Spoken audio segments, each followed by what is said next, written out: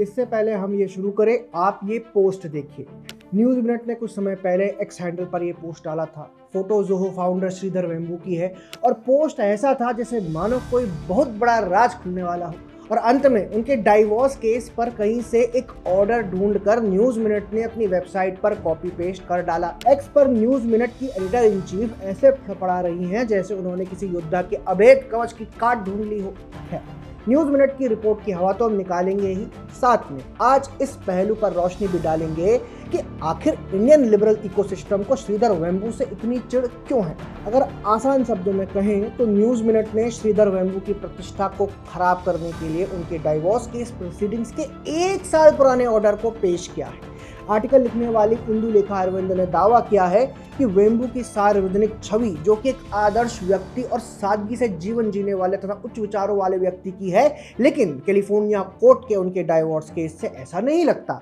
ये news minute के article में लिखा है दोस्तों। इन्होंने अदालत द्वारा वेम्बू को $1.7 बिलियन का बॉन्ड जमा करने के ऑर्डर को बहुत जोर शोर से दिखाया है और वेम्बू की पत्नी प्रमिला श्रीनिवास द्वारा लगाए गए आरोपों को तथ्यों के रूप में पेश करके ये दिखाने की कोशिश की है जैसे वे अपनी पत्नी को उनकी साझा संपत्तियों में उचित हिस्सा देने के इच्छुक नहीं थे। अब न्यूज़ मिनट और धन्या राजेंद्रन को सबसे अच्छा जवाब श्रीधर वेम्बू के अटॉर्नी क्रिस्टोफर सी मेल्शर ने दिया है। मैं 5 पॉइंट्स में आपको समझाता हूं कि इन्होंने अपने क्लाइंट श्रीधर वेम्बू के डिफेंस में क्या क्या लिखा। 1. $1.7 बिलियन का बॉन्ड वाला आदेश 1 साल पहले दिया गया था जब वेम्बू की पत्नी की तरफ से इमरजेंसी एप्लीकेशन पर झूठे और गलत आरोप लगाए गए थे। उस समय कम समय होने से वेम्बू की अटॉर्नी ठीक से जवाब नहीं दे पाए थे। 2. कैलिफोर्निया के जज को पत्नी के वकील से कैलिफोर्निया के जज को पत्नी के वकील, जो कैलिफोर्निया में लाइसेंस्ड भी नहीं है, उन्होंने पूरी तरह गुमराह किया। बाद में एक दूसरे जज ने भी इस 1.7 बिलियन बॉन्ड वाले अमाउंट को बेतुका बताया। 3. श्रीधर वेम्बू ने अपनी जोहो में 5% हिस्सेदारी का 50% हिस्सा पत्नी को ऑफर किया था। फैमिली होम भी ट्रांसफर कर दिया और $150 मिलियन तक उधार लेकर देने की कोशिश की, लेकिन पत्नी ने कुछ भी स्वीकार नहीं किया। 4. 1.7 बिलियन बॉन्ड का कोई कानूनी आधार ही नहीं है। ये आदेश अमान्य है, इसका पालन संभव नहीं और इस पर अपील चल रही है। रिसीवरशिप ऑर्डर पर स्टे भी लग चुका है। 5. ये सब पत्नी की कोशिश है श्रीधर को बदनाम करने की, जबकि वह कोई एलिमनी नहीं मांग रही। उसके वकील ने लाखों डॉलर फीस वसूली, लेकिन पत्नी को कुछ हासिल नहीं हुआ। श्रीधर पूरी तरह कानूनी आदेशों का पालन कर रहे हैं। दोस्तों, ये सब श्रीधर के अटॉर्नी ने पब्लिकली लिखा है। न्यूज़ मिनट का इस पर अभी तक कोई स्पष्टीकरण फिलहाल तो हमने नहीं देखा, ना ही प्रमिला की तरफ से कुछ लिखा गया है। 8 जनवरी को श्रीधर के अटॉर्नी ने ये कमेंट किया था, लेकिन ना ही धन्या ना ही न्यूज़ मिनट से कुछ आया। और बेशर्मी तो देखिए कि अपने आर्टिकल के अंत में बस क्रिस्टोफर का जवाब इन्होंने चिपका दिया है। भारत के इतने बड़े शख्सियत पर ऐसे कटाक्ष करने के बाद और फिर जवाब मिलने के बाद भी इन्होंने अब तक कुछ नहीं लिखा। दोस्तों, ये वही न्यूज़ मिनट है जो फेक न्यूज़ फैलाने के लिए बदनाम है। कर्नाटक के धर्मस्थल में मास ग्रेव्स पर झूठ फैलाने वालों में धन्या राजेंद्र सबसे आगे थी, लेकिन अभी बात श्रीधर वेम्बू की है। आखिर क्यों भारत का लेफ्ट लिबरल इकोसिस्टम उन्हें इतना नापसंद करता है? अभी जब बीच में जोहो और आराताई के लिए ट्विटर पर ऑनलाइन मुहिम चलाई गई थी, तब भी इकोसिस्टम उनके खिलाफ नेगेटिविटी फैलाता दिखा था।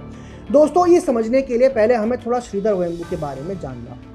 वेम्बू एक इंडियन एंटरप्रेन्योर हैं, बिजनेसमैन हैं, जिन्होंने जोहो की नींव रखी थी। कई सालों तक यूएस में काम करने के बाद 2019 में तमिलनाडु के गांव टेंकासी में वे वापस आए ताकि लोकल टेक टैलेंट को प्रमोट कर सके। वैसे यहाँ पर जोहो का एक ऑफिस 2011 से ही चला आ रहा था और इसी ऑफिस से इन्होंने कई सारे प्रोडक्ट्स लॉन्च और डेवलप भी किए हैं, जैसे कि जोहो डेस्क। श्रीधर लगातार लोकल टैलेंट को इस्तेमाल करने की बात दोहराते रहे हैं। इसका एक परिणाम ये भी है कि रूरल तमिलनाडु में आज हालात बहुत बदल गए हैं। टेंकासी आज बाकी क्षेत्रों के लिए एक उदाहरण बनकर उभरा है। श्रीधर वेम्बू रूरल तमिलनाडु में एक आइकन बनकर उभरे हैं। युवा उनके कदमों पर चलने के लिए सपने देखते हैं। वेम्बू की लोकप्रियता देखकर इस बात से इनकार नहीं किया जा सकता कि अगले 5 वर्षों में तमिलनाडु की राजनीति में उनका पदार्पण हो सकता है। अगर ना भी हो तो जिस पार्टी के पक्ष में वे ट्वीट कर डालें, वोटर एक बार सोचने पर विवश अवश्य होगा। अब यही बात है जो लेफ्ट लिबरल इकोसिस्टम को सबसे ज़्यादा अखरती है, क्योंकि वेम्बू कई मौकों पर दिखा चुके हैं कि वे राइट विंग विचारधारा और आरएसएस बीजेपी कल्चर से ज़्यादा जुड़ाव महसूस करते हैं। याद कीजिए वर्ष 2020 में जब आरएसएस ने अपने कार्यक्रम में श्रीधर वेम्बू को चीफ गेस्ट के तौर पर आमंत्रित किया था। इकोसिस्टम तब काफ़ी भड़क उठा था।